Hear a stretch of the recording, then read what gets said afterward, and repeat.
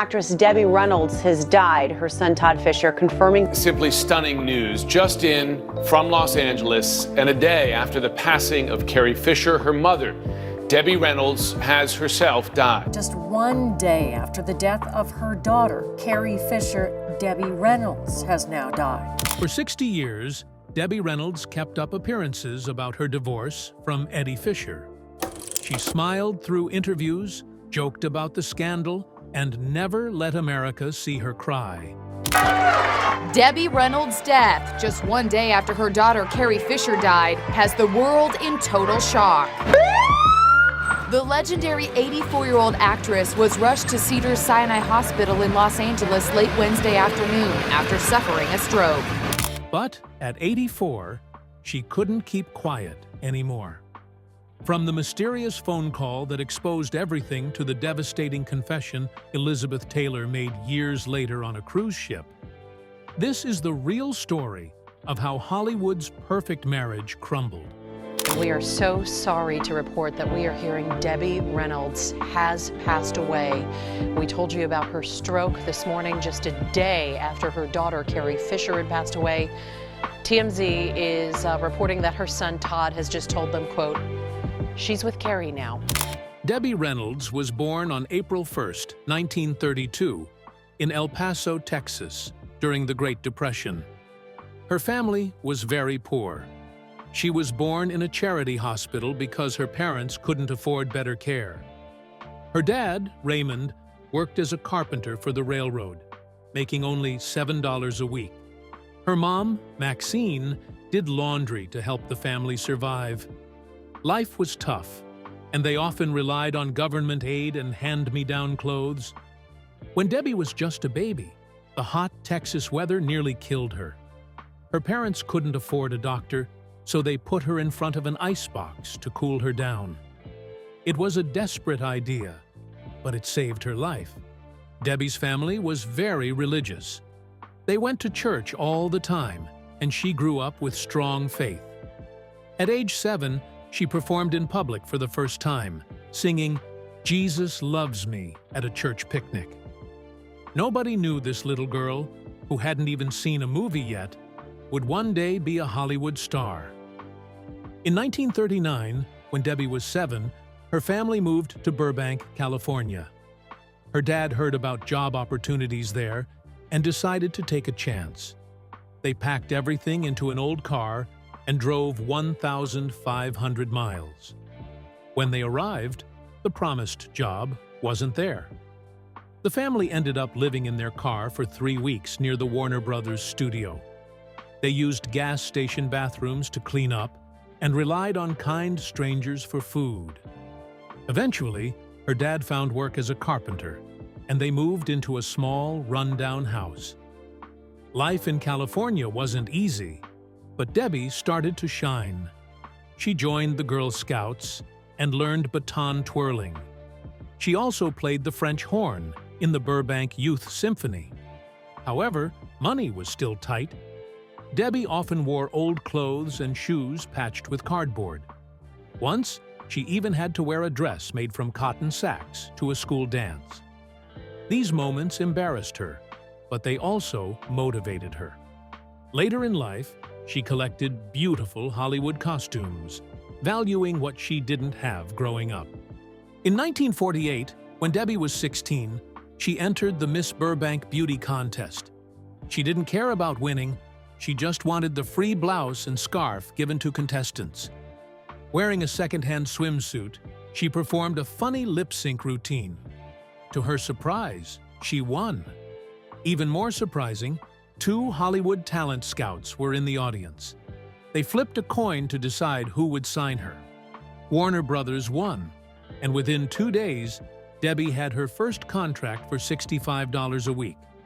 It was a fortune for someone who had grown up poor. Hollywood life wasn't easy at first. The studio decided her name, Mary Frances, was too plain. They renamed her Debbie, though she didn't like it. Her first job was to address envelopes and give studio tours. Her first on-screen role was tiny. She played an extra in June Bride and had to carry a cake in one scene. She was so nervous, she almost dropped it. The studio worked hard to change Debbie's image. They sent her to speech classes to lose her Texas accent. They made her wear tooth caps to improve her smile, and even suggested surgery to pin her ears back. Debbie refused the surgery, showing early on that she wouldn't let Hollywood control everything about her. The studio also forbade her from dating to keep her wholesome image. They staged fake dates with other actors for photos, creating the illusion of a perfect starlet. Debbie's first real role came in 1950 in The Daughter of Rosie O'Grady. The experience wasn't all great. The director didn't like her ears and made the makeup team glue them to her head. Under the hot lights, the glue melted, and her ears popped out during filming. Even so, Debbie's talent and charm began to stand out. By the end of her Warner Brothers contract, she had been in 3 films. Her next stop was MGM. At the age of 18, she wasn't the youngest newcomer at MGM anymore, but she also didn't have the experience many others had. MGM believed in her, though, and put her through tough training. She had to learn acting, singing, dancing, and even how to walk and talk properly. In 1951, Debbie got her first role in a Technicolor movie called Mr. Imperium. She worked with Lana Turner and Ezio Pinza, but the film wasn't very successful. Still, it gave her some practice in front of the camera. That same year, she was in another movie, The Affairs of Dobie Gillis, where she had a small but funny role. People noticed her talent for comedy, and it helped her stand out. While she was acting in small parts, Debbie was working extremely hard behind the scenes. MGM's rehearsal studios became her second home. She practiced dancing so much that her feet would bleed. Debbie felt like she didn't belong next to the experienced dancers at MGM. She later said, "What chance did I have? They all had years of training, and I had none." This feeling made her work even harder. By the end of 1951, something big was about to happen. MGM was planning to make Singin' in the Rain, a musical that would become one of the most famous movies ever. Debbie was chosen to play Kathy Selden, even though she had almost no experience with dancing. She was going to star alongside Gene Kelly and Donald O'Connor, 2 of the best dancers in Hollywood. A lot of people didn't think she could do it, and even Gene Kelly wasn't sure about her. Filming Singin' in the Rain was extremely hard for Debbie. She had just 3 months to prepare, and the schedule was brutal. She worked 15 hours a day, 7 days a week. Her feet bled from all the dancing, but when she complained to Gene, he just said, "Clean it up." One of the hardest parts was the Good Morning dance number, where she had to keep up with Kelly and O'Connor. The routine took 15 hours to film. By the end of it, Debbie was so tired that she had to be carried to her dressing room. She stayed in bed for 2 days after that. Later, she joked that Singin' in the Rain and childbirth were the 2 hardest things she ever did. Despite all the challenges, Debbie's performance in the movie amazed everyone. Her character, Kathy Selden, was a young woman with big dreams, just like Debbie herself. The movie came out in 1952 and was a huge hit. People loved how Debbie danced and sang, even though she had learned everything so quickly. She went from being just another contract actress to a real star overnight. Looking back, Debbie said, "I was so young and naive. I didn't think I could fail, so I just did it." The training Debbie went through for Singin' in the Rain was harsh. Gene Kelly was very strict and expected perfection. He rarely gave her any compliments. She later said, "Gene Kelly was a great dancer and a perfectionist, but he was also very tough on me." At one point, she was so frustrated that she hid under a piano and cried. That's when Fred Astaire found her and gave her some advice. He told her that hard work and sweat were just part of learning to dance. He even let her watch him practice, which gave her an idea of how much effort success really took. After Singin in the Rain made her famous in 1952, she kept busy, making 18 movies in just 7 years. She worked long hours, sometimes 16 hours a day, 6 days a week. It was exhausting, but she didn't slow down. During one movie, The Tender Trap, 1955, she had a scary accident. While practicing a scene, she swallowed a lit cigarette by mistake. It burned her throat badly, and she had to go to the hospital. Amazingly, she returned to work the next day, even though she could barely talk. This showed how tough and determined she was. In 1957, Debbie starred in Tammy and the Bachelor, one of her most famous roles. Making the movie wasn't easy. The first director quit after a fight with Debbie. Then her co-star, Leslie Nielsen, got a bad reaction to mosquito bites while they were filming in Louisiana. His face swelled so much that makeup artists had to cover it with prosthetics, sometimes working for hours to make him look normal. At the same time, Debbie was hiding a big secret. She was 3 months pregnant with her daughter, Carrie Fisher. She didn't tell anyone because she was afraid the studio would replace her.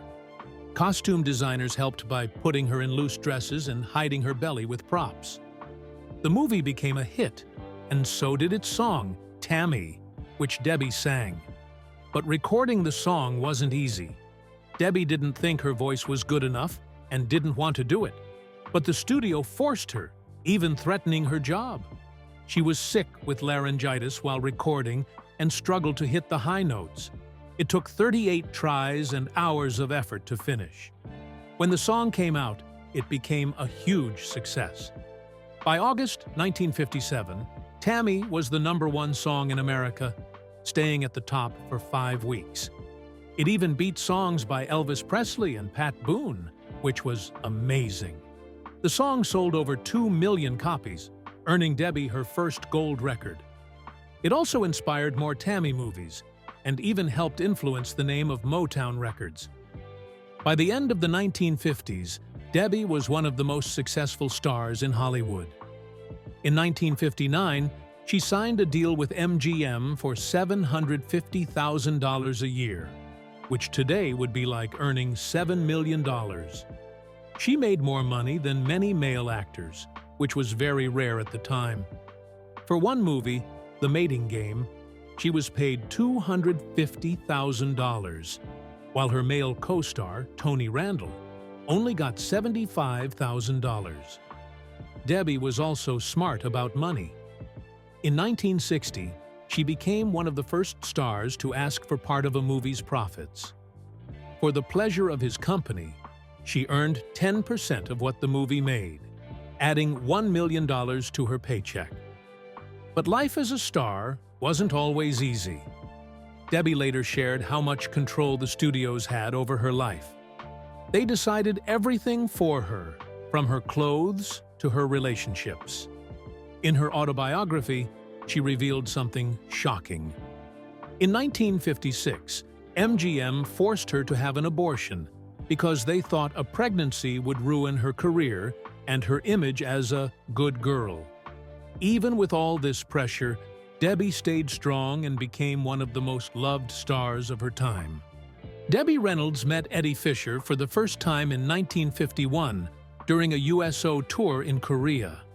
They were entertaining wounded soldiers, and while they didn't get close then, Debbie, just 19 years old, thought Eddie was charming and good-looking.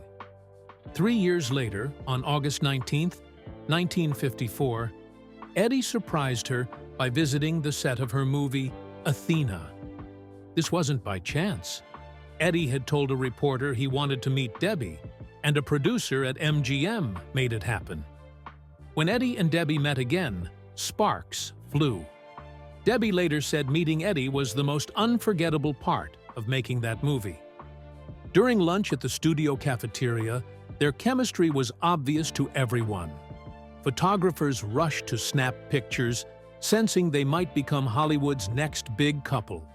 The very next day, Eddie got Debbie's phone number from a mutual friend, Johnny Grant, and called her. He invited her to his show at the Coconut Grove nightclub. Debbie's mom was thrilled since she was a huge fan of Eddie. But what Debbie didn't know was that Eddie had also invited another woman to the same event. She only found this out much later. Eddie and Debbie's relationship moved incredibly fast. On just their third date, Eddie proposed with an enormous 11-carat diamond ring. Debbie said it was the biggest diamond she'd ever seen. A little over a year later, on September 17, 1955, they got married at the Grossinger's Catskill Resort Hotel in New York. The wedding was massive, with over 3,000 uninvited fans trying to sneak in. Security was so tight that even some invited guests had trouble getting in. Debbie wore a pink lace gown, and Eddie wore a midnight blue tuxedo. It all looked perfect, but Debbie almost called the wedding off days before. She told a friend she felt like things were moving way too fast and wasn't sure if she could go through with it. Her parents and MGM executives convinced her to marry him. Their honeymoon was not the romantic escape they imagined. Instead, they went on a 30-day tour, performing in 30 cities. Debbie later admitted this hectic schedule put a lot of strain on their new marriage and hinted at the struggles they would face in the future. Debbie and Eddie's first child, Carrie Fisher, was born on October 21, 1956. Debbie had a tough 36-hour labor, and Eddie tried to comfort her by singing "Oh, My Papa" during the delivery. Carrie's birth happened just as their movie Bundle of Joy came out, so the studio pressured Debbie to attend the premiere only 2 weeks after giving birth. She was exhausted, but went because the studio insisted on keeping up appearances. Their second child, Todd Fisher, was born on February 24, 1958. He was named after Elizabeth Taylor's husband, Mike Todd, who had died in a plane crash. Debbie and Eddie were seen as the perfect Hollywood couple. Fans called them America's sweethearts, and the media loved them. They appeared on magazine covers, attended fancy events, and even starred in movies together. On the TV show This Is Your Life in 1959, Eddie sang to Debbie in front of millions of viewers. Their house in Beverly Hills was also part of their public image.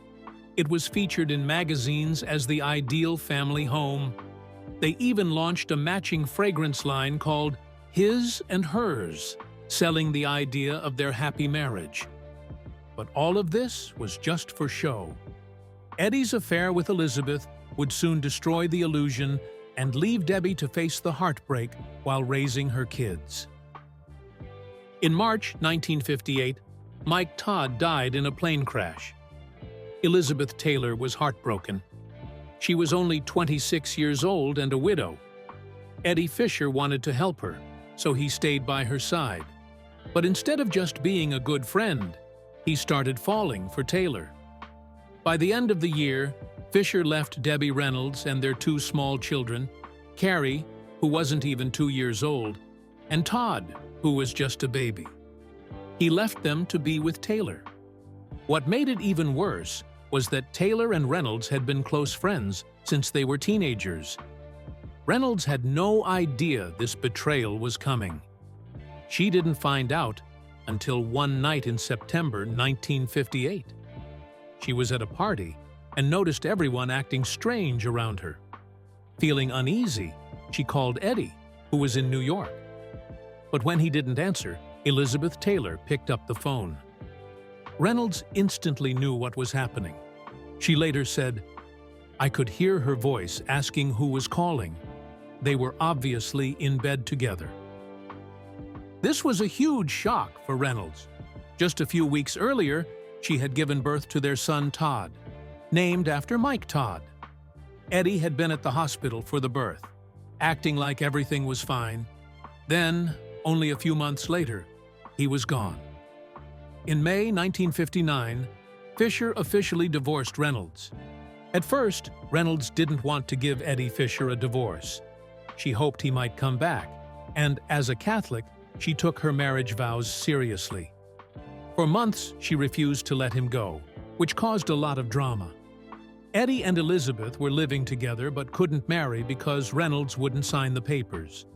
The press loved this messy situation and called it Hollywood's strangest triangle. Eventually, Reynolds decided to move on. She said, "I realized it was futile to hang on to something that was gone. I had to think of my children." On May 12, 1959, she agreed to the divorce. Just hours later, Fisher and Taylor were married. People across America felt bad for Debbie Reynolds. She was now a single mom with 2 little kids, and her husband had left her for a Hollywood star. The public sided with her completely. The press called it the messiest love triangle. Reynolds kept a brave face for her children, and people admired her strength. She even appeared on camera wearing diaper pins on her blouse, showing that she was focused on being a mom. Eddie Fisher, however, saw his career fall apart. He had been a famous singer and TV star, but after the scandal, his NBC show got canceled, and his fans turned on him. People protested outside his shows, calling him a homewrecker. His fame never recovered. Elizabeth Taylor, on the other hand, stayed in the spotlight. She was already known for her glamorous but scandalous love life, and this drama just added to her reputation. Even though people criticized her, she still commanded top salaries for her movies. After her messy divorce from Eddie Fisher in 1959, Debbie Reynolds had to figure out how to take care of her 2 young kids, Carrie and Todd, while rebuilding her career. It was a tough time for her, but she didn't give up. She signed a $1 million contract with Dot Records in 1960 and started releasing songs that people loved, like Am I That Easy to Forget? At the same time, she began performing in nightclubs in places like Las Vegas and Lake Tahoe. She worked very hard, doing 2 shows every night, 7 days a week for most of the year. Even with her crazy schedule, she always made time for her kids. On weekends, she would drive back home to Los Angeles after her last Saturday show, spend all Sunday with her children, and then drive back to Vegas for her Monday night performance. She barely slept during this time, only about 4 hours a night for 2 years. But she kept going. Debbie didn't just sing in her shows. She added jokes and impressions of famous stars like Zsa Zsa Gabor and Katharine Hepburn. People loved her performances, and by 1962, she was one of the highest-paid nightclub stars, making $15,000 a week. Debbie later said that performing in nightclubs taught her everything: acting, comedy, and singing. It helped her become an even better entertainer. At the same time, Debbie worked on her movie career. In 1964, she got a big role in the movie The Unsinkable Molly Brown. This movie changed her life. The role was supposed to go to Shirley MacLaine, but when Shirley couldn't do it, Debbie worked hard to show she was perfect for the part. She learned to play piano, practiced dancing non-stop, and gave everything she had. During filming, she did her own stunts and even had to be dunked into water 30 times to get one scene right. She worked so hard that she wore out 3 pairs of shoes in one day and fainted twice from exhaustion. The movie became a huge hit, earning over $11 million.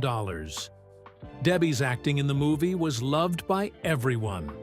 Critics said she was full of energy and fun to watch. She even got nominated for an Oscar, which was the only one she ever got in her career. She didn't win. It went to Julie Andrews for Mary Poppins, but just being nominated made Debbie one of the top stars in Hollywood. This movie proved she was more than just the girl next door. She could take on big, challenging roles and shine. After this, Debbie became even more popular. She was on the cover of Life magazine, and her handprints were added to Grauman's Chinese Theater. At the event, she thanked Gene Kelly saying he had taught her everything about dancing. Debbie didn't stop there. She tried new things, like starting her own TV show, The Debbie Reynolds Show, in 1969. The show was a hit at first, but Debbie quit after one season because she didn't want the show to run cigarette ads. Even though it cost her a lot of money, people admired her for standing up for what she believed in. Debbie also performed on Broadway and became a big success there too. In 1973, she starred in Irene, which broke records and ran for over 600 performances. She even took the show on tour and performed it more than 1,500 times. Later, she starred in other shows and kept performing even as she got older. At age 57, she went on a 2-year tour of the unsinkable Molly Brown across the U.S., performing 8 shows a week. People loved her energy and talent, just like they did when the movie first came out. Later in her life, Debbie appeared on TV shows like Will and Grace, where she played a funny and memorable role as Deborah Messing's mom. She even got an Emmy nomination for it. Debbie was always busy, always entertaining, and always loved by her fans. She proved, again and again, that she could handle anything and keep shining. Debbie Reynolds faced a lot of struggles behind the glamorous life everyone saw. In 1992, she and her third husband, Richard Hamlet, bought a closed hotel in Las Vegas for $2.2 million. They renamed it the Debbie Reynolds Hollywood Hotel and dreamed of turning it into a big success. She wanted to make it special, with a theater and a museum for her collection of Hollywood treasures. But from the beginning, things went wrong. The hotel started losing huge amounts of money. The casino alone was losing $12,000 a month, and the employee dining room cost $75,000 each month. By 1994, they were losing $450,000 every month. Debbie tried everything to save it. She spent millions more on renovations and even made the business public. But nothing worked. Things got worse after she divorced Hamlet in 1996. She tried to sell the hotel for $16.8 million, but couldn't find a buyer. By 1997, she had no choice but to file for bankruptcy. The hotel was eventually sold for just $10,650,000, far less than what she had dreamed it would be worth. This wasn't the first time Debbie had faced financial ruin. Her second husband, Harry Carl, had wasted all her money, $15 million, and left her $2 million in debt. It took her 10 years to pay off what he owed.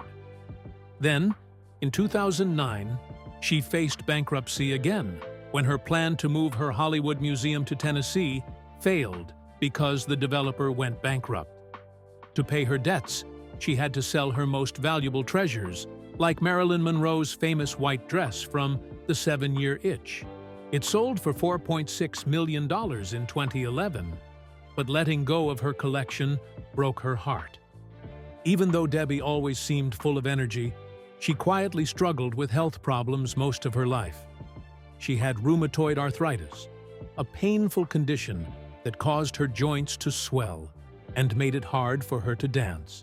But she kept going, performing through the pain because she had to support her family.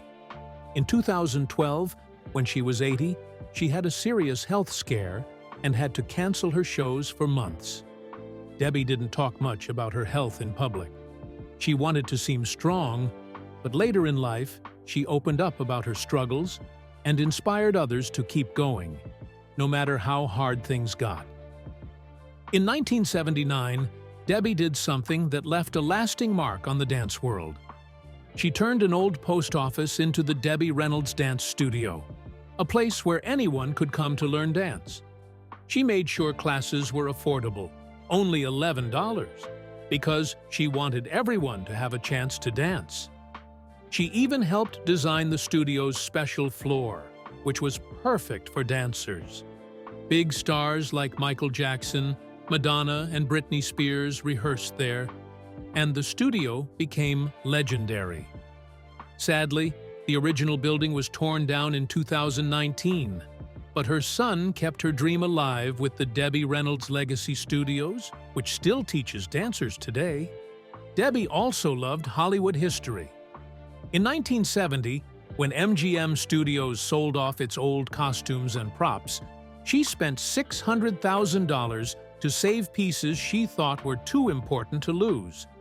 Over the years, she collected thousands of items, including Charlie Chaplin's bowler hat and Elizabeth Taylor's headdress from Cleopatra. She even bought Marilyn Monroe's white dress for $200, which later sold for millions. Debbie poured all her time and money into preserving Hollywood's past, even when it hurt her finances. In the end, she had to sell most of her collection to pay her debts, but her efforts kept those treasures from being forgotten. In 1966, Debbie Reynolds and Elizabeth Taylor met again, years after the scandal that destroyed their friendship. It happened by chance on a cruise ship, the Queen Elizabeth. Debbie was walking along the corridor when she saw a trail of luggage, bird cages, and even dog crates. Nurses followed behind, and that's when she realized Elizabeth was on board. At first, Debbie thought about leaving the cruise, but her husband told her to stay. Instead of avoiding Elizabeth, Debbie decided to write her a note. She suggested they meet for dinner to finally sort things out. To her surprise, Elizabeth said yes. At dinner, they talked about the past, and Elizabeth apologized for taking Debbie's husband, Eddie Fisher. She said, "I'm sorry for what I did to you with Eddie." Debbie didn't expect that, and it touched her deeply. Later, Debbie said she had to decide what mattered more, holding on to anger or moving forward.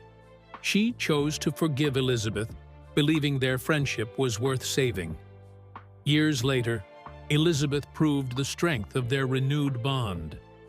On September 11, 2001, when both women were stranded in New York after the terrorist attacks, Elizabeth invited Debbie to stay with her at her hotel. Their friendship even led to a fun collaboration. In 2001, they worked on a movie called These Old Broads, written by Debbie's daughter, Carrie Fisher.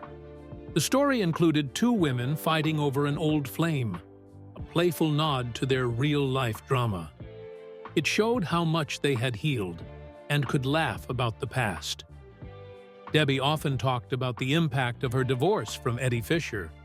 She admitted it was heartbreaking, but it also made her stronger. She once said, "A man doesn't leave unless he wants to go," which helped her move on without bitterness. The public sympathized with her, and her career flourished. At just 26, she became a single mother to her kids, Carrie and Todd. She had no choice but to keep working to support them. In her memoir, Unsinkable, she explained how hard it was, but how determined she was to provide for her family. Debbie's story ended on a heartbreaking note. On December 27, 2016, her daughter Carrie Fisher passed away after a medical emergency. The very next day, while planning Carrie's funeral, Debbie suffered a stroke and passed away too. Before she died, Debbie told her son, "I want to be with Carrie." Those words showed how deeply connected they were. Debbie's son later said she didn't die of a broken heart. She simply chose to be with her daughter. Their deaths shocked the world. Fans and celebrities mourned the loss of two icons so close together. Just days later, HBO aired their documentary, Bright Lights, starring Carrie Fisher and Debbie Reynolds, which celebrated their unique bond. Debbie and Carrie were laid to rest together, keeping them close in death, as they had been in life.